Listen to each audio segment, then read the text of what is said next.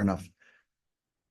Welcome, one and all. We are beginning a new era of our learning because we're up to a new Mishnah, Daf Tet Zayin Amud Aleph. Welcome, one and all. Those who are here, those who are online, you know who you are.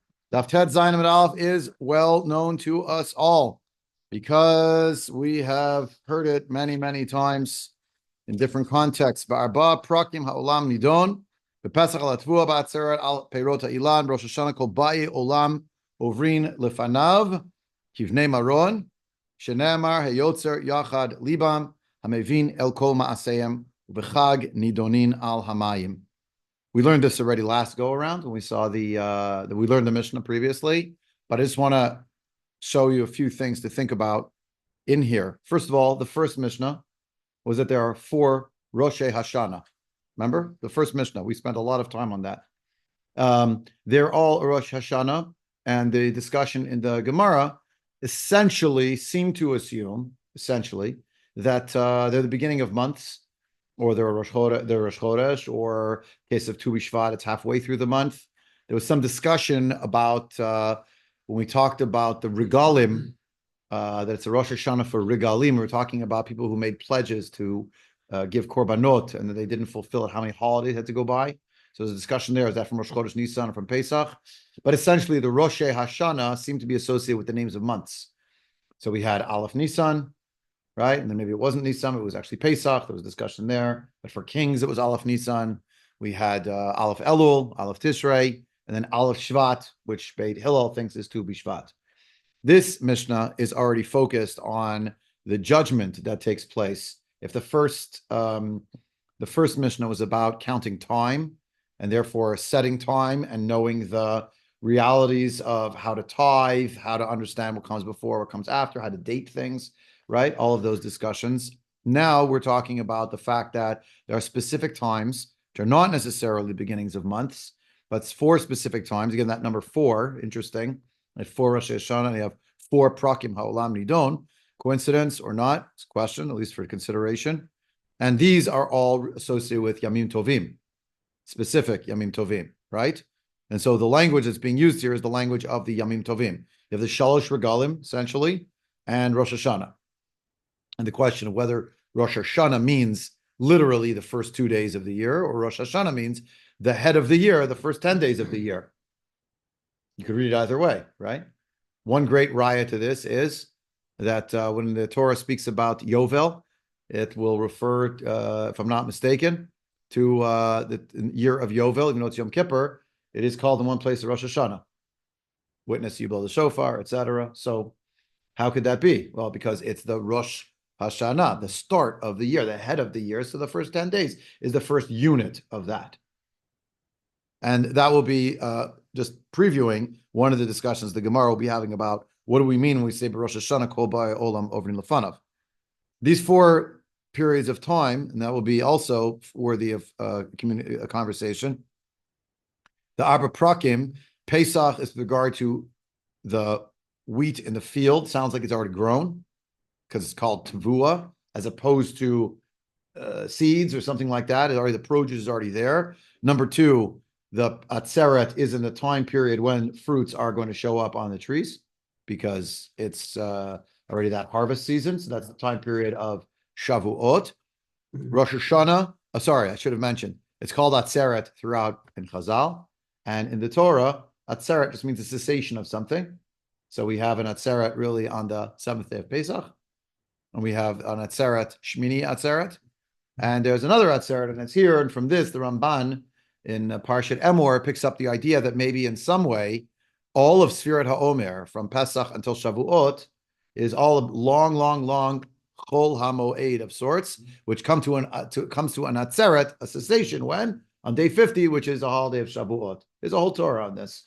And therefore, there are halachas that apply. It's a beautiful idea also from a midrashic perspective, but there's a lot of halachic hints to this as well, which we don't have time for tonight, but just sort of bookmark it. Next we come around to that fine Yom Tov. Yeah. I didn't see any. A parak is a chapter, but it means a section or an interval. This is the time period when it's happening. It's a good question. I hadn't thought of it. Do you have any theory?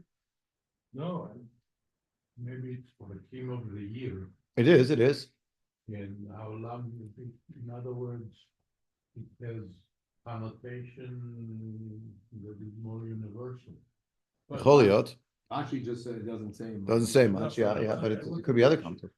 But what reason I'm asking, when I think of the parak, I think of a period, a span of days. And this is not talking about a span of days. Right. It's talking about. It's probably about the moment, each of these holidays. You say Perek Zman. Yeah, it means an interval. That's exactly supporting what Larry's asking. I don't know. That's a good question. I hadn't thought of it. But I really doesn't count like that. I looked already at Ben Hanan. I didn't see. I didn't see. I didn't see specifically. If the first four Rosh Hashanah, the first Mishnah, was about times. The time's just going to come. They're going to go. And doing anything to mark it, just happening. These four times are all associated with Yamim Tovim and our observance of them. And we should be aware that when we're performing the mitzvot of that Yom Tov, there's also a din going on. In that context, do we learn? B'Rosh Hashanah, Kol Bai Olam Ovrin Lefanav Kivnei Mara. Shenemar Yotze Yachal Ibn Avivin Al Kol Ma'aseihem. Why do I bring that up? Because someone asked you, well, someone stopped you on the street, there's no anything about Judaism. Tell me about Rosh Hashanah. Just tell them about Rosh Hashanah. Every human being is being judged. Yeah, that's true. But if you look at it in this context over here, right, it would be when does judgment transpire? Well, when we're doing the mitzvot of Pesach, here's what the Pesach mitzvahs are. We're doing the mitzvot of Shavuot. There aren't any mitzvot, but we're keeping Yom Tov at least. We have the holiday of Rosh Hashanah. We blow the shofar. We have the holiday of Sukkot. We have all sorts of mitzvot, Daled Minim, Sukkah, etc., etc. So then there's another layer, and that is that we're also being judged at the same time. Because most people associate, and that's how we are culturally, we refer to Rosh Hashanah as a time of din. It is. But you ever go into Pesach and they start, Good Yom Tov, welcome to Pesach, the Yemei Adin for Tvua. We don't talk about it that way. On Rosh Hashanah, clearly, it's much more in the character of the time period. We'll see that further along in the Gemara. I'm just kind of prepping it. So when we get to the Gemara, oh, yeah, that's what we'll talk about. The idea of the relationship, of course, of the shofar. We all know, Malchi, Zichron, shofar, etc. It's much more intrinsically related to the character of the time. The mitzvah of the day of Rosh Hashanah is intrinsically related to the notion somehow of the din that's happening somehow. Okay. I was gonna say, I'm not sure, I think based on the stum of the Mishnah right now, what actually is being judged? You say grain is being judged. In what So, way? What does that in mean? what way? Yeah. I mean, we think of it as a human judgment, right? We should get lots of grain, we should have good food, but Right. that may not be what the judgment is here. Oh, so we have to see that also. Excellent point. Excellent. Yeah. Yes. All of these are about classes of types of elements of nature, right? That provide sustenance in different ways. But Rosh Hashanah is every person is passing Kivnei Maron. Of course, what does Rashi tell us very helpfully to understand what Kivnei Maron is? Mefarish b'Gemara. You have to learn the Gemara. In connection with what Jeffrey said, I was thinking that Rosh Hashanah is direct and the other kufot, the other prakim are indirect, because if we don't have good grain, it would affect us. Right. And if right. I mean, of course, the grain, the fruits, and the last one is B'chag Nidon and Al-Hamayim. Why is it after Rosh Hashanah? Because it's going in chronological order. Pesach, Shavuot, Sukkot. In the middle is Rosh Hashanah, right? Obvious. But obviously, when it's judging the grain, it's not judging how the grain behaved or how the trees behaved. It has to do with whether people will be worthy of the grain, of the fruits of the trees, of ample water, right? So then why is the line of the Mishnah say? Why doesn't it say that it says, it implies here that something other than that is being judged? Something other than It would say on Pesach, we're judged for the amount of grain we'll get, not the grain. or the quality of the grain, or the Well, I'm just. Yeah. I'm not- Yeah. These are good points. It's hard to analyze. That's putting words in the Mishnah that are not there. To say, To say that say with payload, it's just easier. Yeah. okay, I think more about fruit than grain. yeah, all right. You know, the payload are being judged. It sounds that way. I'll with regard to the fruits. Right.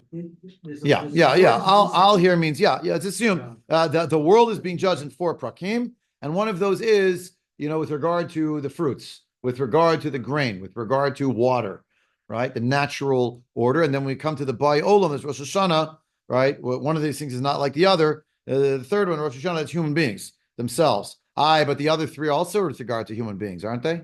We eat the grain. So, okay, maybe the animals have to eat. Maybe the fact that these are the base elements of different aspects of an agrarian society, right? Yep. Is this Mishnah contradicts what he says the Samachta b'Chadlecha? Because it's talking about Deen, it's talking about some kind of judgment. So that's what I'm suggesting, is that we don't typically talk about the holidays that way. We just don't. What we do, we say on the first day of Pesach, we have the Tfilat Tal. The last day of Sukkot, we have Tfilat Geshem, right? On Shavuot, Bikurim. it's Chag HaBikurim. That is why it's Chag HaBikurim. Right. It's a time of the harvest of it. But my point is, when we talk about these Yomim Tovim, right? I think from the three of them, probably Chag Nidon Elamayim is actually much more of a big deal, right? Whether it's Hoshana going around, whether it's the actual Nisuch Hamayim they had, it's all about the water and Chag Nidon Elamayim. For the Tvua and the Pered HaIlan, less is going on. Interesting. Everyone understands the water is, whatever the word is, within everything that lives. So that's a core element, right? The core element. So if you look at Tosfot right here, even on the Mishnah, Pesach ala Tvua, top Tosfot, Pesach ala Tvua. So Tosfot writes, Beperek Mishameto, so the third parak in Brachot, Gabi Chasid Shiknitato Ishto Erev Rosh Hashanah. There's a story about a particular chassid whose wife berated him before Rosh Hashanah. It's a story. And he ended up going to sleep in the cemetery. It's a strange story. It's hard to understand what's going on in the story. And when he's in the story, he fell asleep, he passed out, I don't know. And he hears two ruchot, two spirits having a conversation with each other. And the conversation is about the fact that there's going to be hail that is going to destroy everything that is planted in what's called the Revia Rishona. I just mentioned this at the Shiva house the other night. All right, Revia Rishona. So there's a Rashi in Bracha that says there are Gimel Reviot. All right, there's three time periods for the early rain. One is Yud Zayin Mar Cheshvan, the day of the start of the flood, by the way. Sorry, you start asking for rain on the 7th of Mar Cheshvan. 17, that's the first Revia right there. The second one goes until Chav Gimel, Mar Cheshvan, that was yesterday. And the third one is Rosh Chodesh Kislev. So it's a week, essentially. So he heard this idea. And the question is, it was Erev Rosh Hashanah, and yet there was some kind of a discussion between two ruchot that one says to the other, I heard me'achori hapargod, from behind the curtain, meaning in Shemayim, and you can read it here. It's actually right here. Gabi chasi shiknitato ishto Erev Rosh Hashanah. Mashma Rosh Hashanah sounds like the story happened in Rosh Hashanah, which is Shama shtei ruchot shemesaprim zu et zu shisham mechorei hapargod shekol zereh b'revia rishona barad malkeoto. The barad hail will come and destroy it. V'shema b'shamayim Rosh Hashanah hu mazkirin din hanigzar b'Pesach.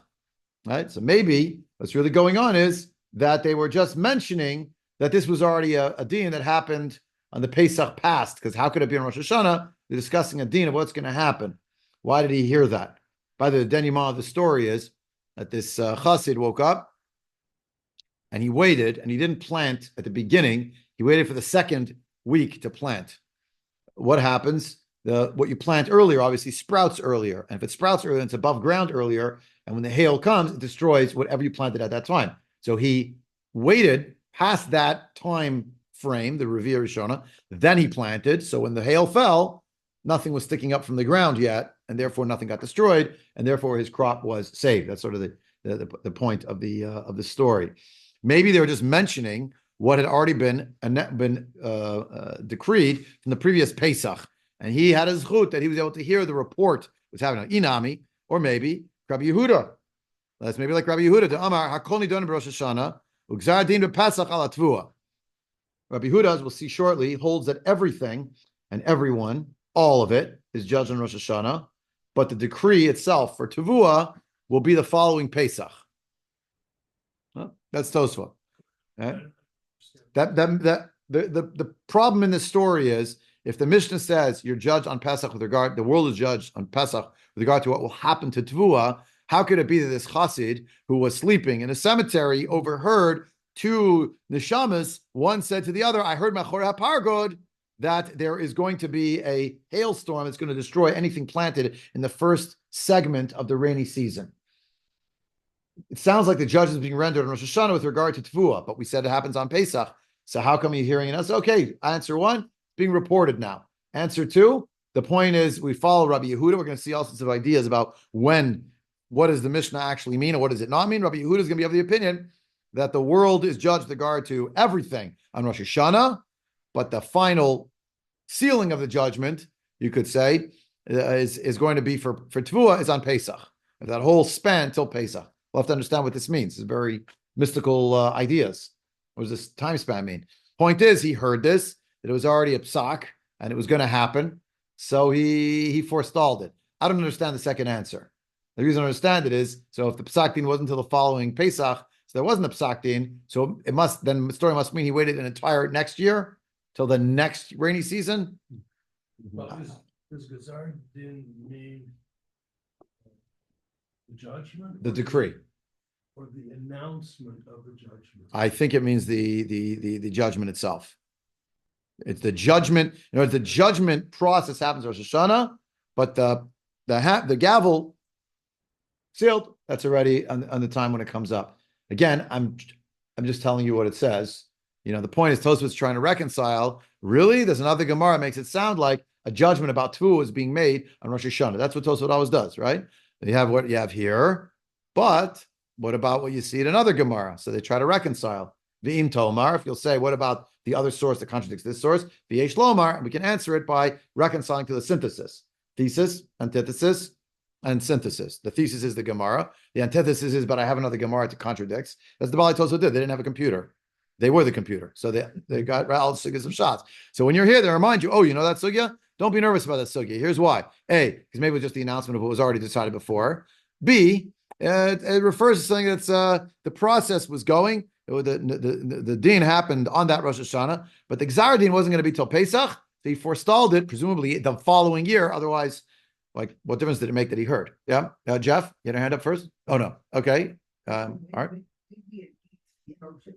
Think about Rosh Hashanah and Yom Kippur. We believe that there is a gap. The din comes on Rosh Hashanah, so you already got the din, but God has the right to change it, as it were. Good. Yeah, that could be it. Yeah. That there was a din on Rosh Hashanah, but up until Pesach it might change. But in the meantime, the din is already there. Good. So that seems to be the way in which the Sfas Emes, same Sfas Emes that I was quoting Chasidus, who's also an Achron. He wrote on Shas, but there's no Chasidus. It's just writing on Shas. He goes along exactly what you're saying. He says that actually it must be that maybe the idea here is, like Rabbi Yehuda says, Hakol Nidon Rosh Hashanah means it is a psak din. It is done already. But it could change until when? Till the end of the period, which is when Pesach comes around. Could be. Okay. Let's go to the Gemara. All right. Hey Tvua. Ilema ha Tvua de Kayama Kohane har paktki de adu Allah emat itadun. So this Tvua that we're referring to here, the Tvua that is being judged on this Pesach, right? The Pesach is coming. So is this the Pesach? What's being judged? Is it the Tvua that's now in the field? It's already sitting there. So I mean, it's being judged. It's there. When a judge does it before it grows. So that's the first question. So if you look at the Rabbeinu Chananel, if you have a Rabbeinu Chananel there, right? You see it? So he just he unpacks it for you a little bit. Perush harpatki kigon ruchot brachim ukshamim uchiyotze ben she'avru alehen matai itadun. The idea here that the harpatki means the wind, right? The lightning, the rain, and all of that already passed over them. Is that what you're talking about? Like, how could it be in the past? Yeah. How will you explain this? Yeah. And in fact, if you look at Rashi, we go to Rashi. Ilay mahatvua the kayama hasan muchum muchenet liktsor. It's ready to be cut. So if that's true, kol hane harpatki. So all of says Rashi harpatki mikrot the adu Allah shavru aleh. All the things that happened to it until now. When did that judgment happen? Probably the year before. So Ella Tvua de Mizdera. It's the Tvua that will be planted in the future. That's being judged on Pesach. Look at Rashi, last of the wide lines. Yeah. De Mizdera Dara Sha'ati Lizro Marchashvan Haba. So it's referring to what's happened already in the past. Excuse me, what's happening in the future in the next year. The next calendar year, it'll be after the next Rosh Hashanah, right? So that must be what it is. Rosh Hashanah, the next Pesach. On Pesach, the judgment is for what's going to happen that Mar Cheshvan, Nisan, Iyar, Sivan, Tammuz, Av, Elul, Tishrei, Cheshvan, or Mar Cheshvan. That's what that's referring to. So the Gemara finds this strange. Lememra dechadina mitdana. Is it true that the tvua is going to be judged just one time? Vatana, didn't we learn in a braita? We have a braita that goes in a different direction. That mentions tvua she'ira ba kiri. The word kiri here is melashon mikre. Some kind of calamity happened to it. Whatever the calamity is, transpired. It fell apart. Right? Onus, or is it onus happened? Something against it's just again a catastrophe of some sort. So what do we do? Right? So if it's called Kodem Pesach, Nidonate l'Shavar. If it happened before Pesach, the judgment was from the past.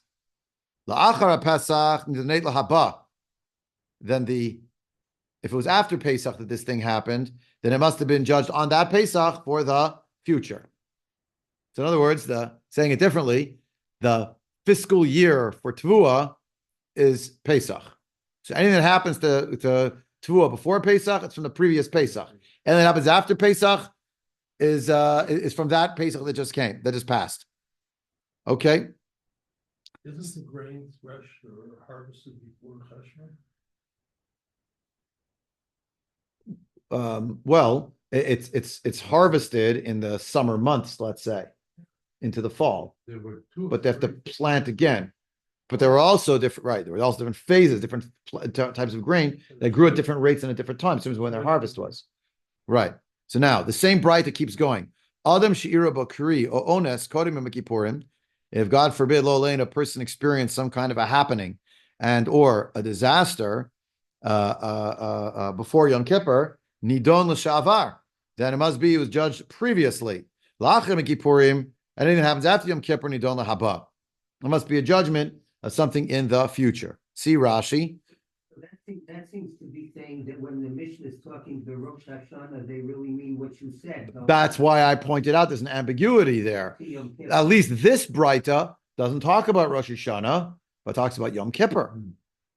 And it sets Yom Kippur as the dividing line. The Mishnah didn't say Yom Kippur; it said Rosh Hashanah. So what's going on? Again, is it a more expansive view of Rosh Hashanah? What that means, we'll have to see momentarily. Look in Rashi first. Rashi. It tells you on the third of the narrow lines, right? Kuri, Kigon Barad O Shidafon. So different things that can happen that are ruinous to the grain. That could happen beyond or onus. Rashi, by the way, adds in onus al yedei adam kigon chayalot, a marauding group, invaders come and destroy the crop. Lo aleinu, as we know happened just very recently. Yeah, Ayin Sham, the video from Leket that I sent around on Friday, he describes some of that. Nidonit l'shavar, Rashi. Kodem shenizra, Hanu Pesach shel Eshtakad, last year's Pesach. Nidonit l'haba, the Pesach she'achar zriyata, the Pesach after it's planting, right? And anything that happened, that's the Pesach after it was planted.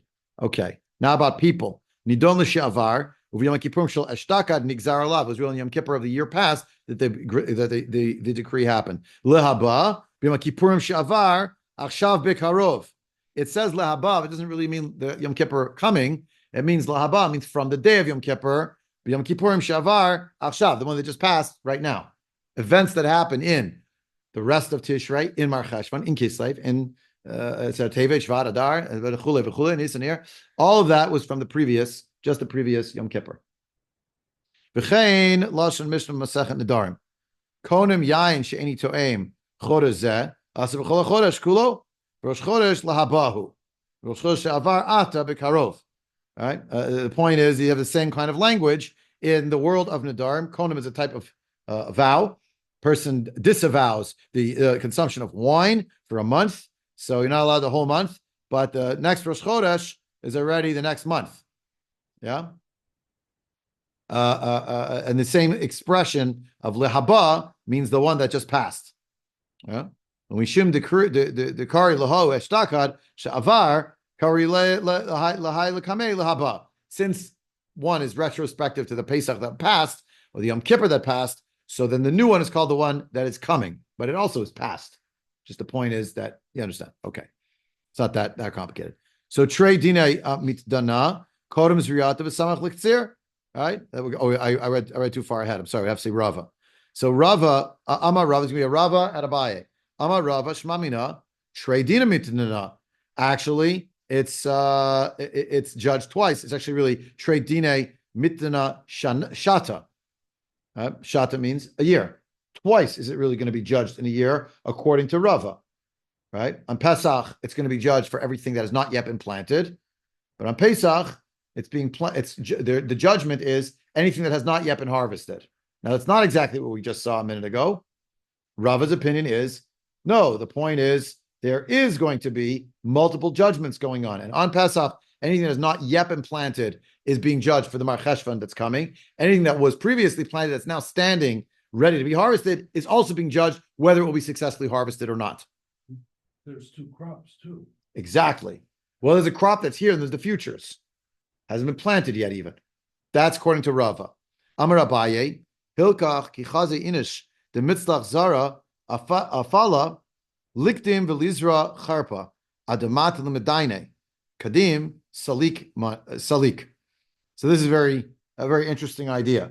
Abaye says when a person sees that the wheat was successful, and because they take more time to be harvested, so that's from Cheshvan. You planted in Mar Cheshvan for wheat and rye. It'll take longer time to get ready. So when you see that it went well and they're ready already in Chodesh, whatever it is, Adar, not quite up to Pesach, quickly plant the Seorim because it's a good year for planting. We should also plant the barley right away. Barley goes much quicker. So you see that the Chita had a good decision. So now you'll start early for Seorim. He thinks even according to in Shvat or Adar. And Rashash understands the next word of the Gemara, unlike Rashi. Rashi sees this as the next words where it says Adamatu the Medaine Kadim Salik. Rashi thinks it means that if they'll grow a little bit before Pesach, then they will last in the field, even if the Gzar Din on Pesach will be negative. To take something out. To complete something, but it's like the end, like Slikala, something. So Rashash doesn't agree.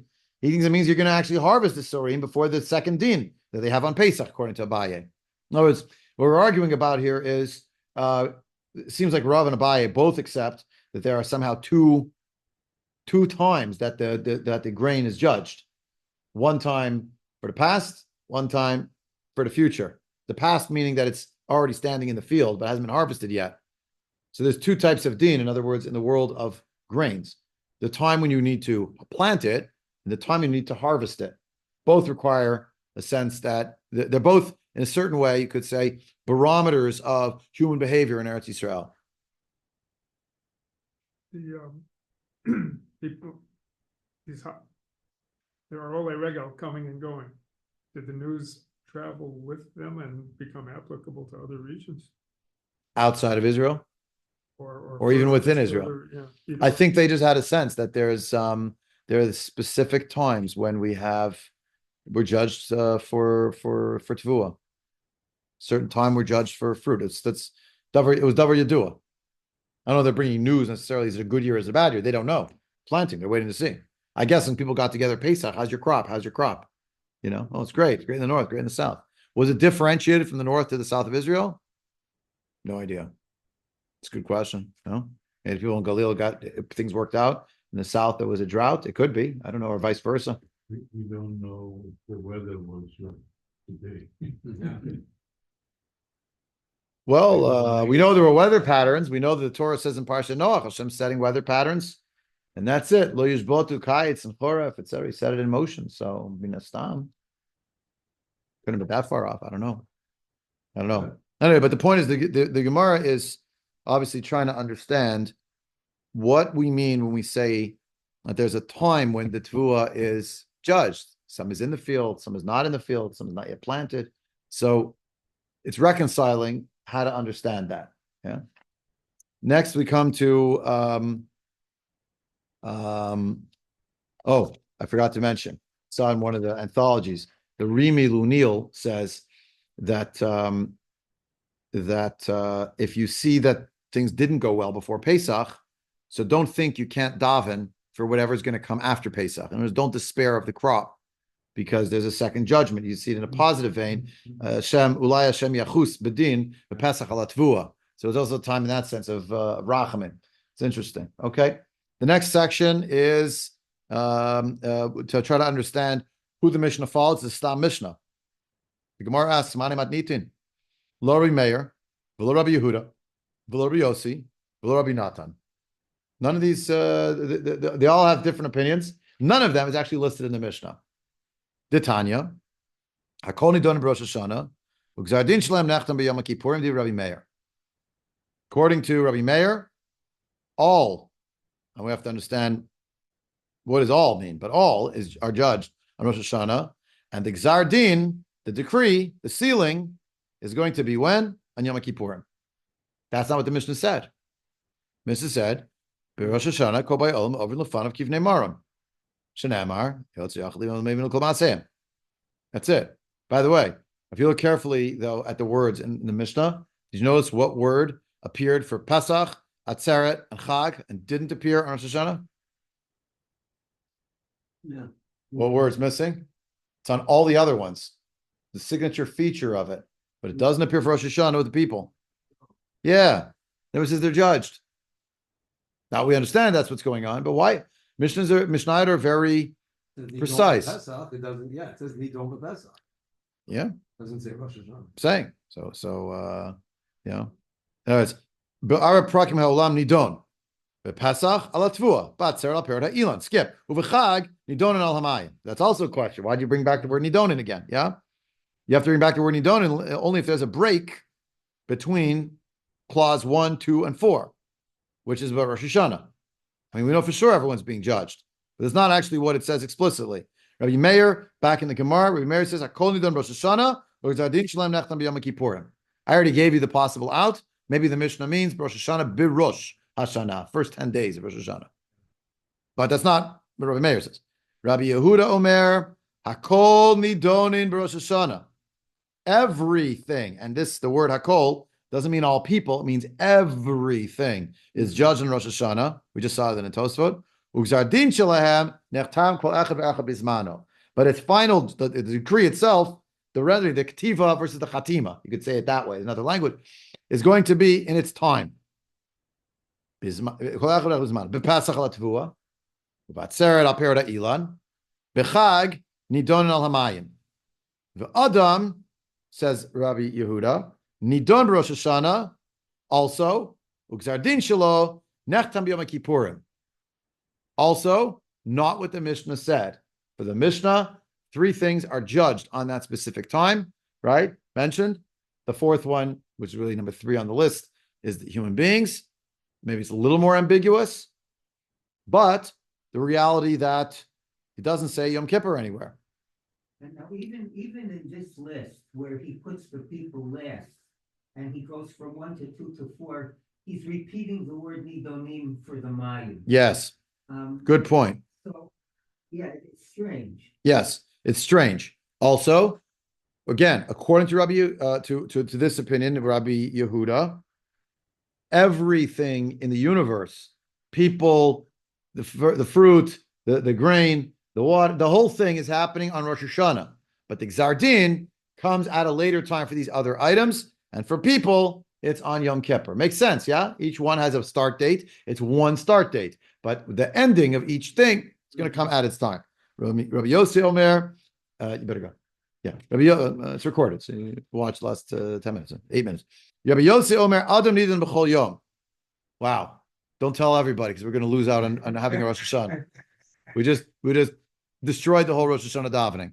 Adam Nidan B'chol Yom. If Rabbi Yossi was in your shul, get up Rosh Hashanah. Good yontiv, everybody. Shanatu Matuka. Everyone should relax. You're not being judged today on Rosh Hashanah special. You're being judged every day of your life. Have a nice life. That's what you're going to hear. Yeah. Is that solace, or is that making you more nervous? Adam nidan b'chol yom shenamar, as the pasuk says in Sefer Eov, vatif kedenu liv karim. You'll remember him in the mornings and a boker and tif kedenu lashon v'Hashem pakad et Sarah. So be remembered yom hazikaron, but for the sake of judgment. Rabbi Yonatan Omer. Imagine he comes to Yeshul and he says to Rabbi Yossi, I don't know what you're talking about because I think Adam Nidon B'chol Sha'ah. A person being judged every hour. So forget Rosh Hashanah, forget coming to Shachris. Don't leave. Don't move from the shul. You're being judged every hour. Can't get anything done. You have everything's hanging over you all the times. And Shinamar, the Shinamar, also a pasuk from Eov, Lira Gaim, Tivchanenu. As we'll soon see, oddly enough, the two of them have just quoted not a pasuk from Eov, but the same pasuk from say for Eov. Literally, the pasuk in Eov, I have it on the side here. Vativ kedanu livakarim, liragayim tivchanenu. Strange, yeah. So the Gemara says, wait. So these are all, we're talking major opinions. These are all Tanoim, and they disagree with the Mishnah. Who's the Mishnah? Mani matnitin, because the Mishnah doesn't match any of these things that we're seeing here.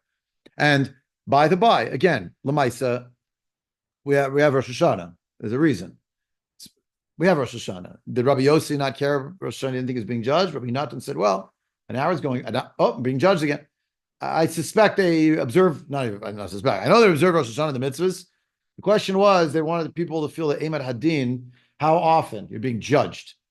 And just imagine what that means. A daily assessment, hourly assessment, right? Okay. So the Gemara says, Olam Rabbi Yehuda maybe the closest one of all of these is Rabbi Yehuda. Yeah. When the Mishnah spoke, Agzardin. And when the Mishnah gave Ba'arba Prakim Olam Nidon, it meant the Gzardin of each thing, not the judgment, the din, but the Gzardin. The Gemara says, yeah, Yihachi Kashya Adam. What about human beings? I also mentioned Rosh Hashanah. Rabbi Yehuda thinks on Yom Kippur is the Gzardin.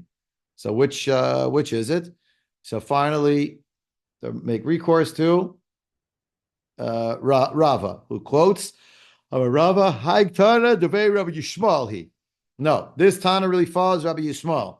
The Devei Rabbi Yishmael say the Tana Devei Rabbi Yishmael Ba'ar Prakim Olam Nidon Pesach Al Tvua Batzeret Al Perat Elon B'Chaim Don Lamayim Ba'Adam Nidon Rosh Hashanah U'Gzardin Shalom Nechtam B'Yom HaKippurim B'Chi Katani Matnitin. And when the Mishnah said what it said, Atchilatin. Right? It was referring to the beginning of judgment. And each of these things is the beginning of judgment. In the case of the 3 of the 4, the beginning and the end of judgment is actually the same thing. Yeah. It's interesting. We just think about conceptually what this is meant to represent in terms of our understanding of a Kadosh Baruch Hu judging the world. Right? On a certain level, the assessment's happening all the time. Right? On another level, it's every instant. The Sha'ah can be an hour, but it could also be a very, very brief period of time. Amar Rav Chizda, my time at the Rabbi Yossi, what Kidika Amar Ta'ameh. What's his rationale? His rationale is that the pasuk says, so anan hachi ka'amrinan. My time lo amar. No, what I meant to say is my time lo amar ki Rabbi Natan. Yeah, how come he didn't hold like Rabbi Natan? Since every hour, or the same pasuk even. So the answer is bechina yune ba'almahi. The second part of the pasuk is liragaim tivchanenu. Liragaim by instance do you test him, and that testing is not literally a judgment; it's an investigation.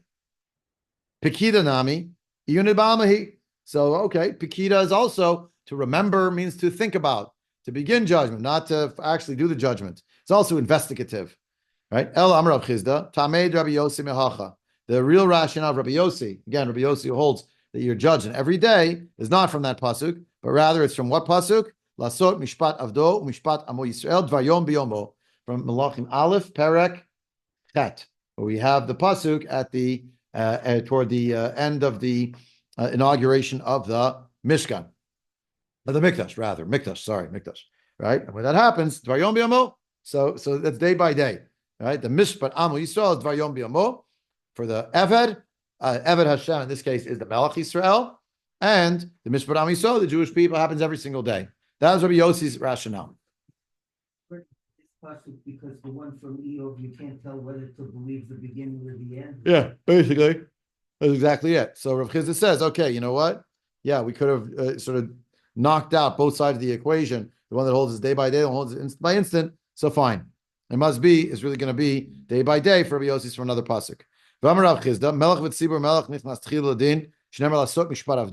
Another limud has to do with din. It's related, so it's quoted here, associative, because again, Rav Chizda, and it's based on the same pasuk from Malachim Aleph, right? Lasot mishpat avdo, v'hadar, and afterward, mishpat amo Yisrael. You see, the order is first God judges his servant, meaning the king, and then the nation. So my time, why is that? You could say either that's because it's not appropriate that the king should stand outside, be seated outside of the courthouse while the other people are being judged first. He gets sort of the priority judgment line, goes to the TSA, goes straight in. Maybe that. Maybe the issue is related to the anger of a Kodesh Baruch Hu towards the nation. So therefore, the king is judged before. According to some, it means before HaKadosh Baruch Hu, so to speak, is angered by the malfeasance of the Jewish people, or maybe it's in some way that the king is responsible for what the nation has done, and therefore there has to be some kind of redress made on the part of the king first. And it's 8:00, so I got to stop here because I got to get home for the group coming to my house. Okay, we'll continue next week, God willing, with Amar of Yosef, and we'll see the Tosfot there. Much more to see, much more to do. Erev Tov.